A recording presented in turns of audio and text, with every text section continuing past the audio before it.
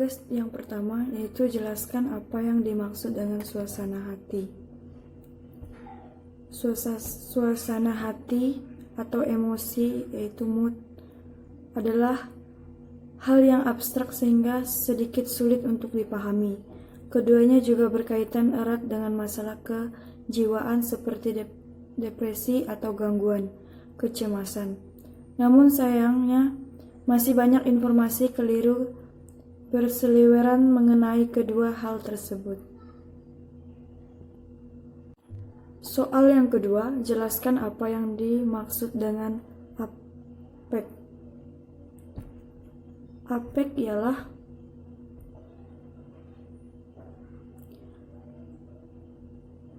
adalah perasaan dan emosi yang menekankan tingkat kesenangan atau kesedihan pada kualitas senang dan tidak senangnya, atau nyaman tidak nyamannya mewarnai perasaan. Soal yang ketiga yaitu jelaskan hubungan antara affect, suasana hati, dan emosi.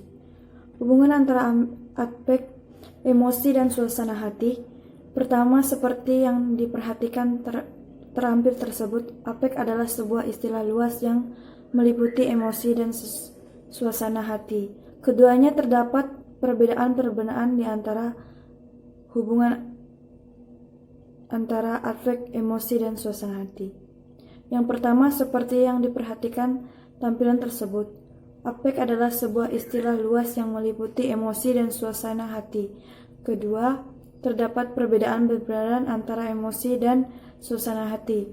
Beberapa dari bahwa emosi lebih memungkinkan disebabkan oleh sesuatu kejadian tertentu, dan emosi lebih cepat berlalu dibandingkan suasana hati.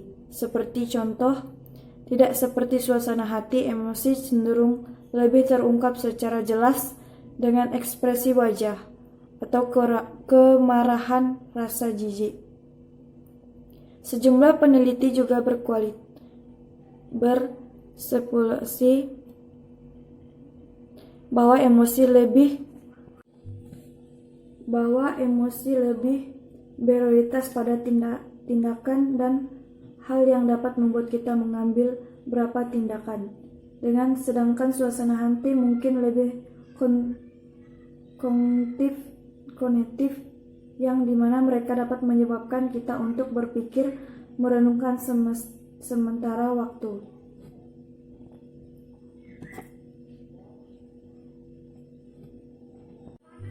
Seperti halnya Stephen Robinson dan Tristan Angel.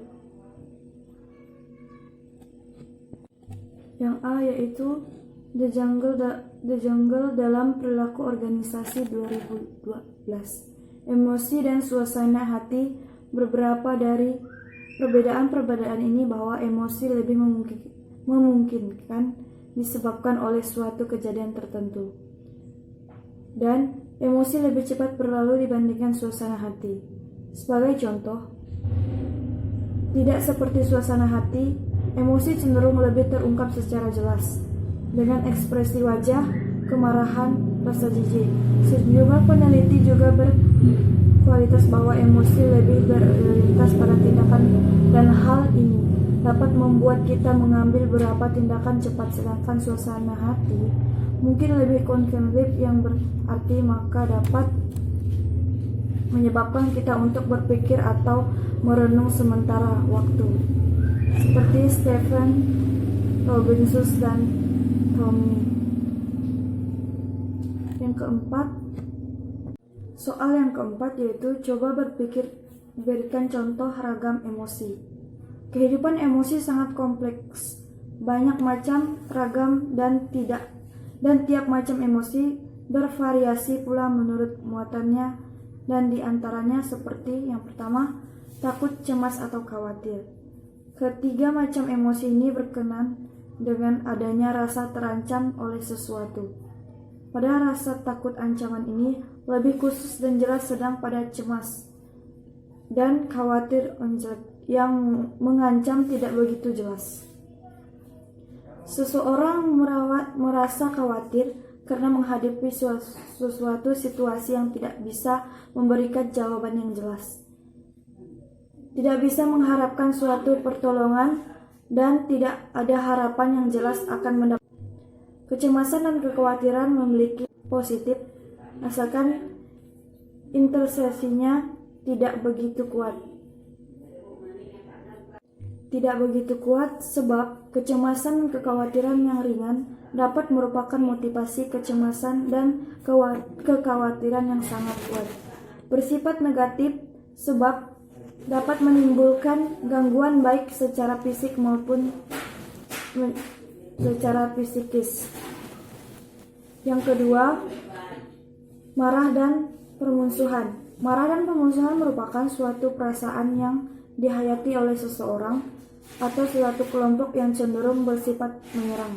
Pada umumnya, kedua jenis emosi ini diberi konotasi negatif. Walaupun sesungguhnya merupakan suatu kondisi yang normal, keduanya merupakan sesuatu individu yang menyesuaikan diri dengan lingkungan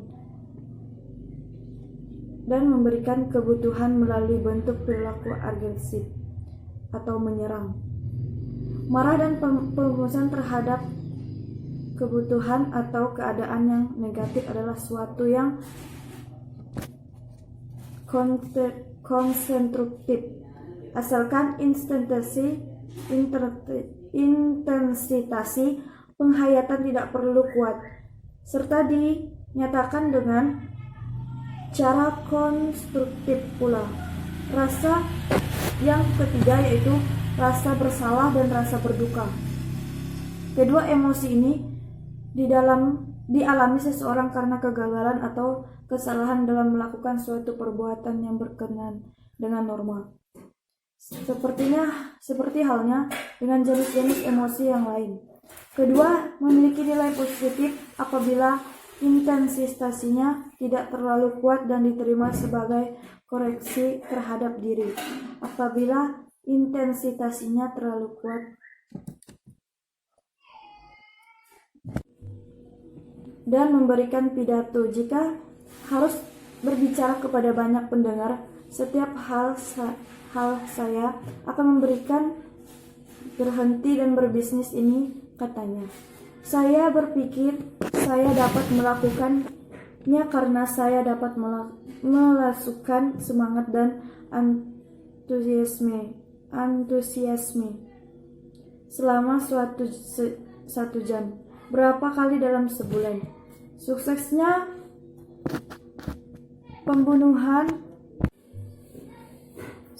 pembunuhan tertuntun emosional seseorang karyawan dari suatu pekerjaan tidak hanya bergantung pada emosi-emosi yang harus ditampilkan dan intensitasnya, tetapi juga pada seberapa sering dan lamanya mereka berusaha menampilkannya.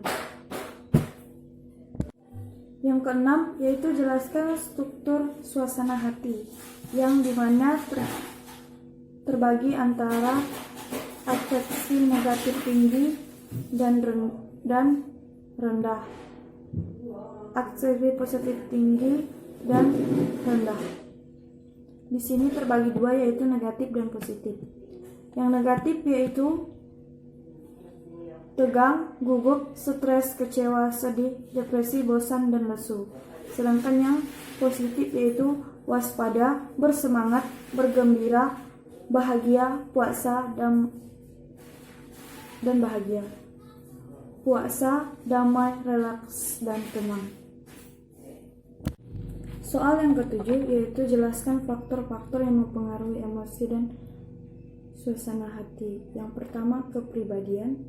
Yang kedua, waktu dalam hari. Yang ketiga, hari dalam minggu. Yang keempat, cuaca. Dan yang kelima, stres.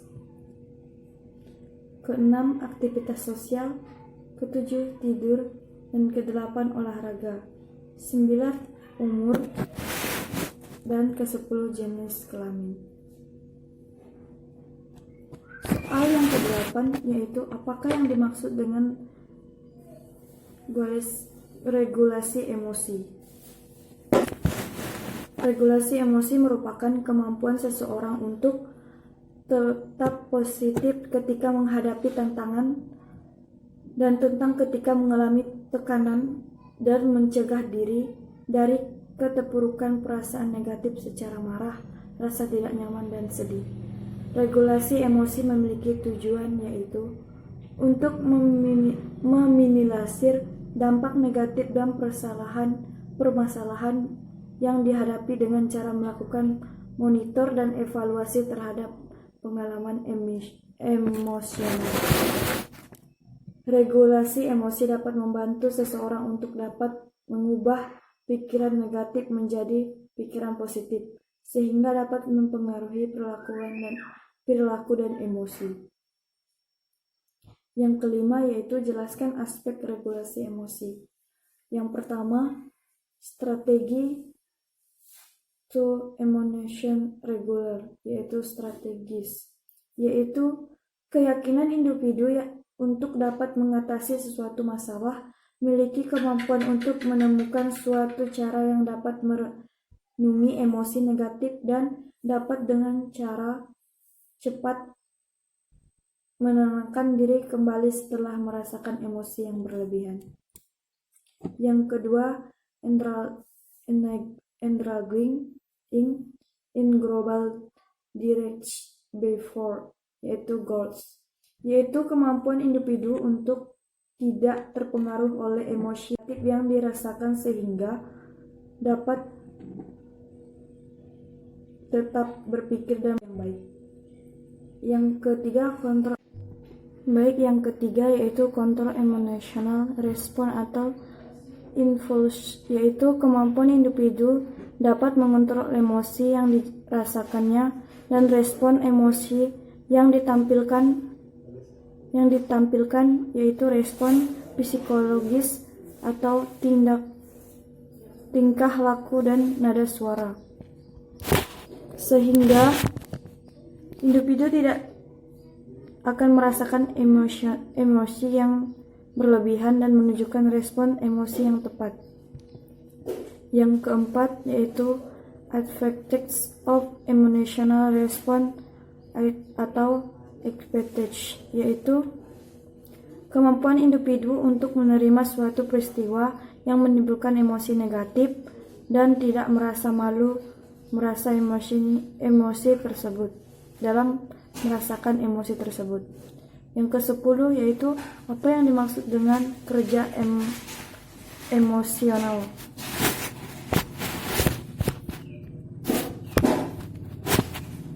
Kerja emosional yaitu orang yang ketika melakukan pekerjaan dia mengeluarkan emosinya sehingga membuat pelanggan atau konsumen yang lain tidak nyaman. Adanya emosional itu terjadi karena kesalahan di mana pegawai atau kurir yang ada memiliki kesalahan. Soal yang ke-11 yaitu apa yang dimaksud dengan emosi yang dirasakan dan emosi yang ditampakkan.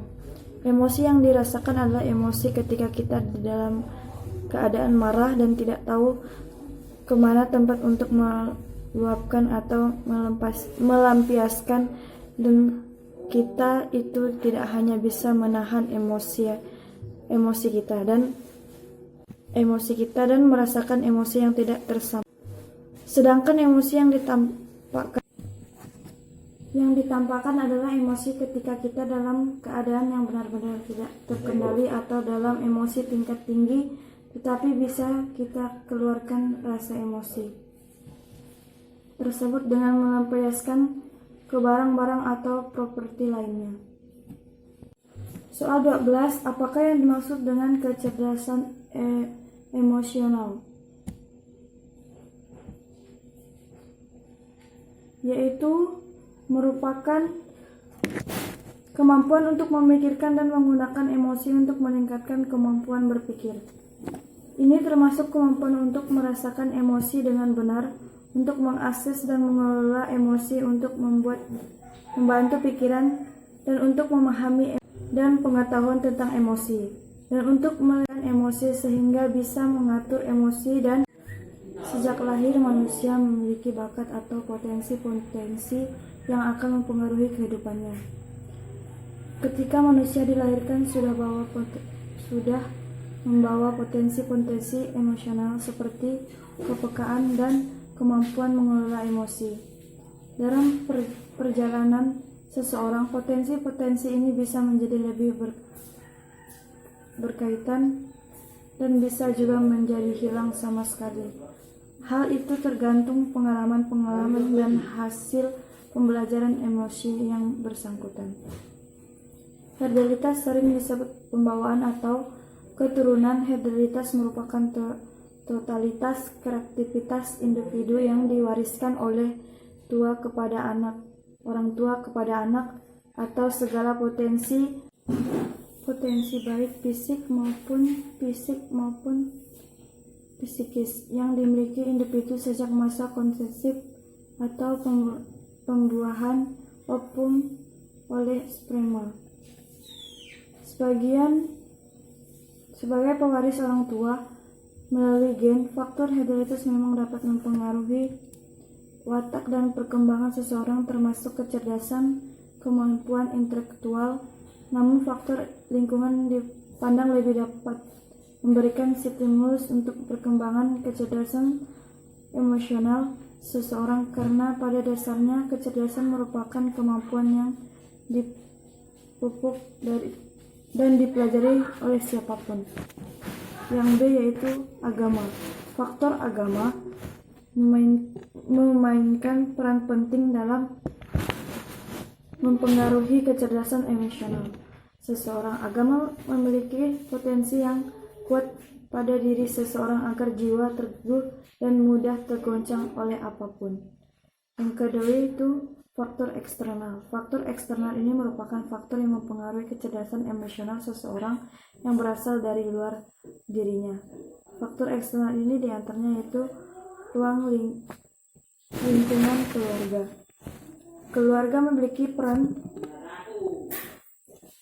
yang sangat penting dalam upaya mengembangkan pribadi anak. Perawatan orang tua penuh kasih sayang dan pendidikan, tenaga nilai-nilai kehidupan, baik agama maupun sosial budaya dan diberikan merupakan faktor konsumtif untuk mempersiapkan anak menjadi pribadi dan anggota masyarakat yang sehat. Dalam rumah tangga, keluarga merupakan lingkungan pendidikan yang pertama dan utama bagi seseorang sehingga anak mampu mencapai tingkat kematangan. Kematangan di sini di atas dikatakan sebagai seorang individu yang dimana ia menguasai lingkungan secara aktif. Yang kedua yaitu lingkungan sekolah. Seseorang merupakan lembaga pendidikan formal yang secara sistematis melaksanakan program pembimbingan, pembelajaran, dan latihan dalam rangka membantu peserta didik agar mampu mengembangkan potensinya, baik yang mengangkat aspek moral, spiritual, intelektual, dan emosional maupun sosial. Keberhasilan guru mengembangkan kemampuan peserta didik, mengendalikan emosi, dan menghasilkan perilaku peserta didik yang baik. Terdapat keuntungan kalau sekolah berhasil mengembangkan kemampuan siswa dalam mengendalikan emosi pertama. Emosi yang dikendalikan memberikan bagi otak untuk dapat berfungsi secara optimal. Keduanya yaitu terkendali akan menghasilkan perilaku yang baik. Karena itu orang tua dan guru sebagai pendidik harus menjadi seseorang pendidik yang mempunyai pengalaman yang cukup terhadap dasar kecerdasan emosional. Yang ketiga yaitu lingkungan masyarakat. Masyarakat merupakan faktor luar yang mempengaruhi kecerdasan emosional, di mana masyarakat yang maju dalam konteks tertentu hidup cenderung mendorong untuk hidup dalam situasi kompetitif, penuh saingan dan individualis dibandingkan masyarakat sederhana. Faktor masyarakat terdiri dari lingkungan sosial dan non-sosial. Lingkungan meliputi lingkungan keluarga, guru, dan siswa, sedangkan lingkungan non-sosial meliputi alam sekitar dan lain-lain. Keduanya berpengaruh terhadap kecerdasan emosional siswa dan pada akhirnya akan berpengaruh pada prestasi belajar siswa. Dari uraian di atas dapat diambil kesimpulan bahwa faktor yang mempengaruhi kecerdasan emosional adalah keluarga dan orang tua. Dan seseorang serta faktor masyarakat keluarga mempunyai pendidikan pertama untuk utama bagi anak. Sedangkan masyarakat merupakan faktor lanjut daripada yang terperoleh anak dan keluarga. Ketiga, sangat berpengaruh terhadap emosional anak dan keluarga yang mempunyai pengaruh lebih besar dibandingkan sekolah dan masyarakat. Karena di dalam keluarga kepribadian anak dapat terbentuk sesuai dengan pola pendidikan orang tua dan kehidupannya. Yang keempat yaitu sebutkan dan jelaskan 5 dimensi kecerdasan emosional. Yang pertama, kesadaran diri, mengetahui apa yang dirasakan pada saat dan menggunakan untuk memaduk. Yang pertama yaitu kesadaran diri, mengetahui apa yang dirasakan pada suatu saat dan menggunakannya untuk memadukan pengambilan keputusan diri sendiri, memiliki tolak ukur yang realitas dan kemampuan diri, dan kepercayaan yang kuat. Yang kedua yaitu pengetahuan diri, memenangi emosi kita sedemikian sehingga berdampak positif kepada pelaksanaannya. Tugas peka terhadap kata hati dan sanggup menunda kenikmatan sebelum terpercaya suatu saran maupun pulih kembali dan tekanan emosi.